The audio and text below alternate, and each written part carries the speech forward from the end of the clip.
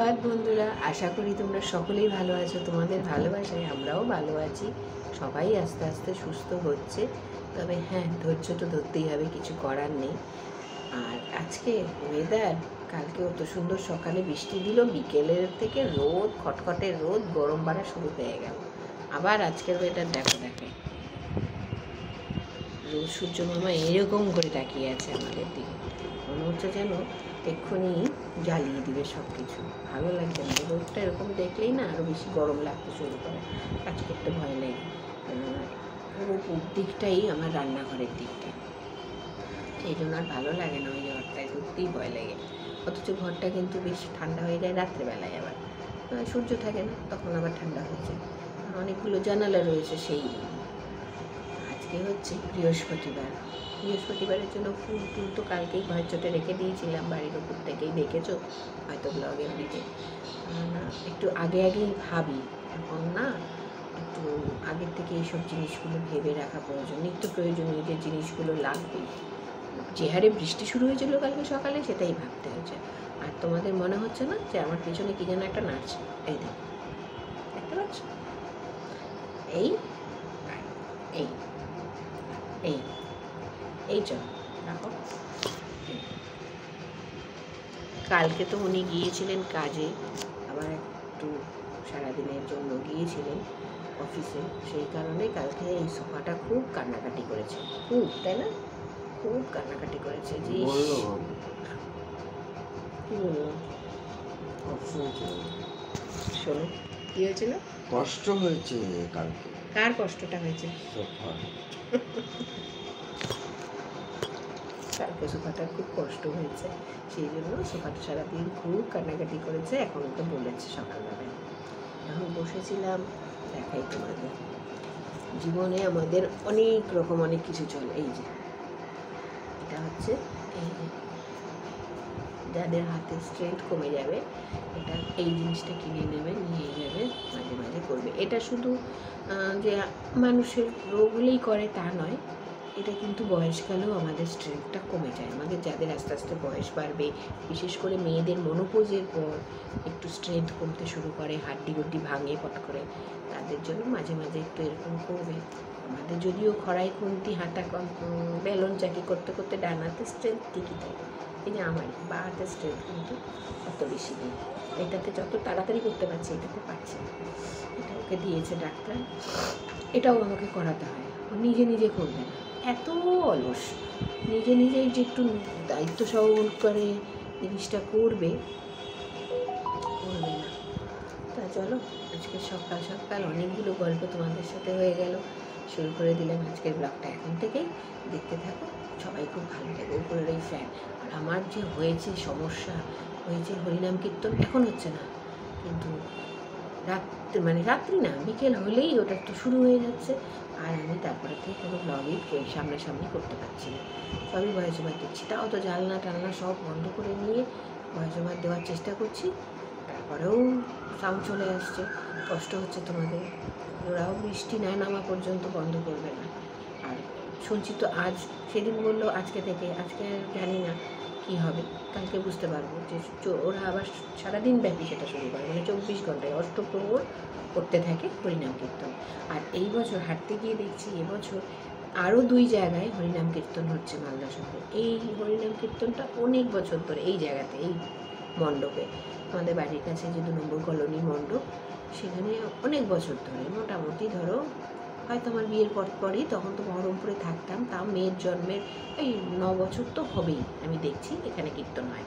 কারণ ওরা চাঁদা নিতে আসে, তারপরে গানও শুনতে পাই। আর এই বছর আরও 2 জায়গায় দেখলাম। ভাবলাম তাই যে সবাই অতিষ্ঠ হয়ে গেছে এত গরমে, সেই জন্যই সবাই মিলেই ভগবানকে ডাকার চেষ্টা করছে যদি কাজ হয় তাতে। তবে হ্যাঁ, এই মন্দিরটাতে পুজোতে হরিনাম কীর্তন হয়, অষ্টপ্রহর হওয়ার পর সত্যিই বৃষ্টি নামে, সত্যি। তারপরে হয়তো 2-3 দিন বৃষ্টি ভালো মতন হয়। এই হচ্ছে ঘটনা। তা চলো, আরেকটা কারণ আছে আমাদের এখানে বৃষ্টি কম হওয়ার, সেটাও বলবো কেন, তবে এখন বলছি না, ফিরছি আবার কিছুক্ষণ পর। রুটি হলো, এখন এই দেখো করি কী অবস্থা হয়, দেখেছ? যখনই রুটিটা সেঁকতে যাই তখনই এটা হয়। এখন এই রুটিটা রেখি এই পাশে, এটা মায়ের, আর বরমশাই খাবে। সুন্দর সুন্দর মুড়ি বানিয়ে দিতে হবে আজকে একটু অন্যরকমভাবে। এটা মেয়ের একটা জিনিস পড়ে গেছিলো, ধুয়ে টুয়ে রাখলাম। আর এই দেখো ঠিক করেছে, কালকে রাতে যা যা কিনে নিয়ে এসেছি এখানে ধুয়ে টুয়ে রেখেছিলাম বলি তো করোনার মতন অভ্যেস হয়ে গেছে। দেখো এটা এখন ইঁদুর করেছে না টিকটিকি করেছে তা বলতে পারবো না, তবে করেছে। এবং শুধুমাত্র ওই বেদানাটাতেই করেছে, ওই যে বেদানাটা কেটেছিলাম বেদানাতেই করেছে, অন্য কোনো কিছুকে মুখ দেয়নি। এই দেখো মানে সুইট জিনিসটাই সে পছন্দ করে। মেবি ইঁদুর, মেবি আরশোলা, ওই জন্য কোনো রিস্ক নেয়নি, ওটা ফেলে দিয়েছি। আবার ধুতে হবে, মানে কাজ বাড়ানো ছাড়া ওদের আর কোনো কাজ নেই। ধুয়ে টুয়ে দেখো এই যে জলটুকু ঝরানোর জন্য দিয়েছিলাম এখানে। মানে এত অত্যাচার না রান্নাঘরে এখন শুরু হয়েছে আবার গরমের মধ্যে। চলো এই হচ্ছে ব্যাপার, এটাকে একটু অন্যরকমভাবে রান্না করবো। চলো দেখাই কীভাবে করি। বেশ কয়েকদিন ধরেই কর্তামশাই বলছে একটু ম্যাগি করো না গো, একটু ম্যাগি করো না গো। আসলে ডিম দিতে হবে, ওই ভয়ের চোটেই আমি ম্যাগিটা করতে একটু ঢিলেমি করছিলাম। রোজই যা তোমরা জানো কি কি সব রান্না করে ওনাকে দেই যাতে শরীরটা সুস্থ থাকে এই গরমে। আজকে ম্যাগিটা একটু অন্যরকম করে করলাম, দেখলেই সব কেটে কুটে ভাজাভুজি করে নিলাম। তার মাঝে যেটা হাতে দিয়ে দেখালাম সেটা হচ্ছে রসুন। আজকে আমি 2 কোয়া রসুন থেতো করে ম্যাগিতে দিয়েছি। টেস্টটা সত্যিই পুরো পাল্টে গেছে। তোমরা ওরকম করে খেয়ে দেখো, মনে হয় তোমাদের একটু অন্য রকমের স্বাদ লাগবে। আর তারপরে একটু ডিম ভুজিটা এভাবে করে নিয়ে মিক্সচার করে দিলাম আর মশলার সাথে ম্যাগিটাকে। এটা একটু মেয়ের জন্য করেছি, দেখো উপর দিয়ে চিজ গ্রেট করে দিয়ে দিয়েছিলাম। বরমশাইকে অবশ্যই দেইনি এবং আমাদের কারোর মধ্যেই দেইনি এগুলো, কারণ আমাদের এগুলো মোটেই খাওয়া ঠিক না। মেয়ের জন্য একটু রাখি ঘরে চিজ, অনেক দিন পর ভাবলাম একটু গ্রেট করে ওর খাবারটার উপরে দিই। বেচারা তো খেতেই পারে না আমাদের জন্য আর অন্য কিছু। আমার বাড়িতে অনেক রকমের পর্তুলিকা ফুল রয়েছে, তার মধ্যে এটা আজকে প্রথম ফুটলো এই গরমে। কত সুন্দর ফুটেছে জবা ফুলটা, কত কত ফুল ফুটছে। আর গরম হয়ে দেখো নীল আকাশ, কোথায় ঘূর্ণাবাত আর কোথায় কি, কিচ্ছু ভালো লাগে না। আর এখানে আজকেও অনেকগুলো ফুটেছে। চলো তুলে নিই সবগুলো। 1 2 3 4 5 6 6খানা ফুটেছে আজকে।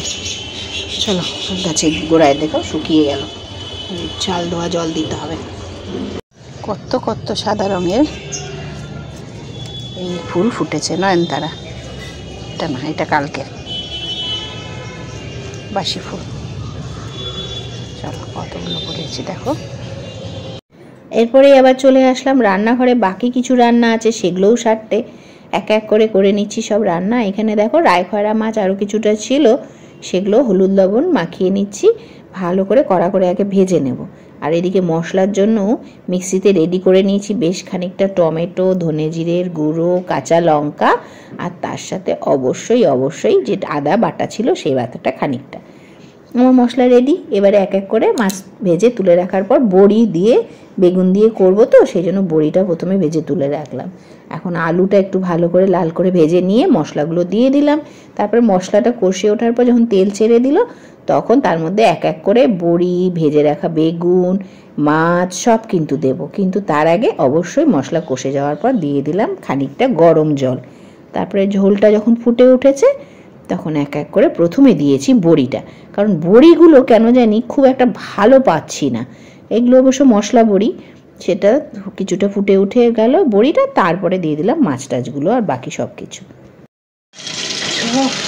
নাজেহাল হয়ে গেলাম এই একটুখানি রান্নাবাড়ি চাপাতে চাপাতে, এখনও তো পুরোটাই বাকি আছে। এখন এদিকে বসিয়ে দিলাম ভাত, এই যে ভাত ওইদিকে হতে থাক, ওদিকে ওই গ্যাসে ওই যে ওগুলো চলছে। এখনও শেষের অর্ধেক হলো, পুরো নয় অর্ধেক হলো। আর গরমে এখনই ঘরমাক্ত, বড়ই যাচ্ছে তাই অবস্থা।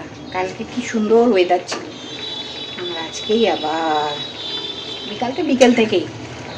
আর কি করা যাবে, যেমন আমরা অবস্থা করেছি তেমনই ব্যবস্থা। গাছ কেটে কেটে এখন গুচ্ছি ঠেলা।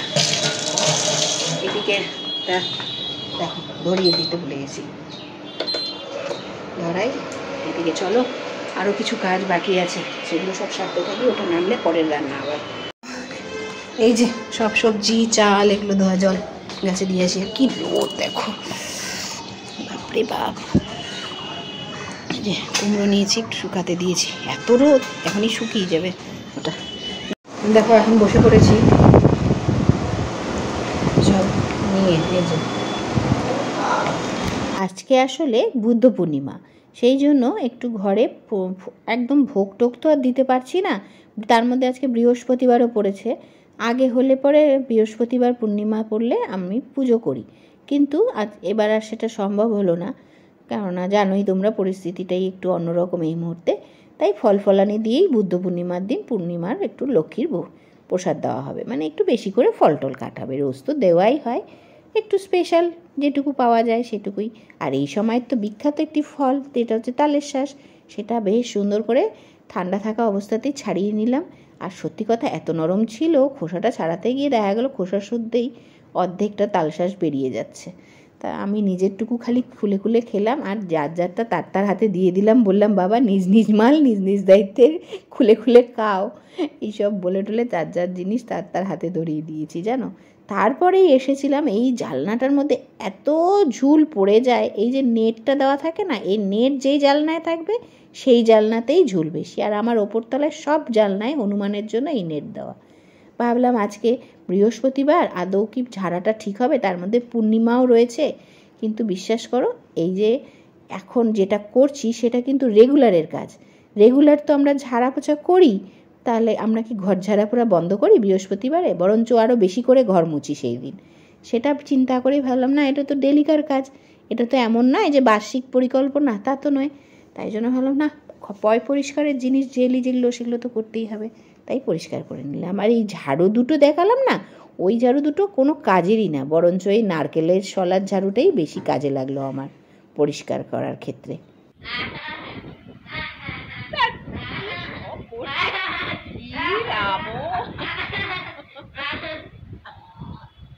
একই বৃহস্পতিবার, তারপরে আবার বুদ্ধ পূর্ণিমা। আর গতকাল যে ফুলটা রেখেছিলাম পদ্ম, সেই ফুলটা দেখো আজকেই ঠাকুরের পায়ে নিবেদন করা হয়েছে। পায়ে তো দেওয়া হয়নি, হাতে দেওয়া হয়েছে। কি সুন্দর লাগছে ঠাকুরকে দেখতে, তাই না? আমার কিন্তু খুব নজর লাগে আমার লক্ষ্মী ঠাকুরের মুখখানা দেখলে পরে, আর কি মায়া লাগে মুখখানা, দেখো কি সুন্দর। আর চলো পুজোটাও সেরে নিলাম। এখন পর রাত্রেবেলায় তোমাদের সামনাসামনি এসে একটু গুড নাইট বলতে পারলাম আজকে। কারণটা কি? কারণ হচ্ছে সেই কীর্তন আজকে বন্ধ হয়েছে। এরকম ঘর বন্ধ করেও ভয়েস ওভার যখন দিতাম প্রত্যেক দিন, এই বিগত 4-5 দিন ধরেই তোমরা ভয়েস ওভারেও শুনতে পেয়েছো কীর্তন, কিন্তু আজকে কীর্তন হচ্ছে না, বন্ধ হলো। আর কত লোকের লোকারণ্য। আজকে হাঁটতে গিয়ে আমরা ওইখান দিয়ে আজকে ফিরেছি, ওই রাস্তাটা দিয়ে। এত ভালো লাগলো দেখে, প্রচুর মানুষের ভিড় ছিল। কিন্তু কীর্তনটা দেখলাম এই এখনই কিছুক্ষণ, মানে মিনিট 10ও হয়নি, শেষ হয়েছে। তাই ভাবলাম যে আজকে তোমাদের সামনাসামনি এসে গুড নাইট জানাই। তা চলো আজকের ব্লগটা এখানেই শেষ করছি। একটা ভালো দিন জীবন থেকে পেরিয়ে গেল। আশা করি ভগবান আগামী দিনটাও ভালো রাখবে, ঠিক এরকমই রাখবে, এর চেয়ে বেশি কিছু চাই না। তা চলো সকলে ভালো থেকো, সুস্থ থেকো। আর ব্লগটাই এখনই শেষ করছি। সকলকে জানাই শুভরাত্রি। দেখা হবে নতুন একটি দিনে, নতুন একটি সকালে।